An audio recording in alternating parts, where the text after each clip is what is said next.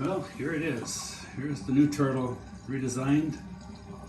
The only thing that's not on it, which isn't anything to have to worry about, is the microscopic camera and the GoPro.